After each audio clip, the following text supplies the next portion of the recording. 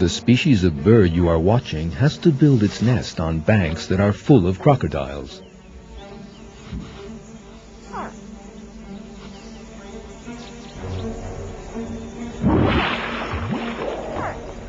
It moves very slowly and tries to avoid attracting the crocodile's attention.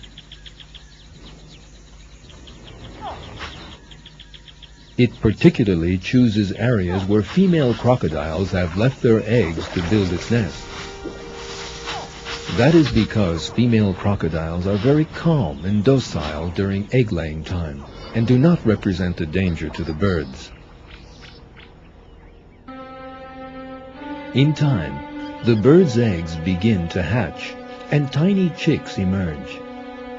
Yet these chicks are in danger. As you can see, both the mother and father bird fiercely use their own bodies to shield their young and defy the dangerous lizard. The lizard might kill the bird, but the bird is ready to die in order to save its chicks. The lizard gives up in the face of the bird's determination and courage.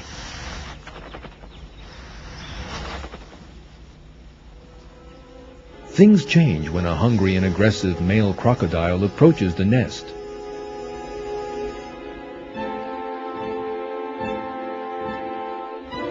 The chicks freeze. The mother bird puts on a different display this time. She opens her wings and beats them on the ground. She does not directly oppose the aggressor. On the contrary, she imitates an injured bird and invites the aggressor to attack her. She thus attracts the danger away from the nest. The deception works. The crocodile follows the supposedly injured bird and moves away from the nest. Its attention is then drawn by a lizard, and it moves away entirely.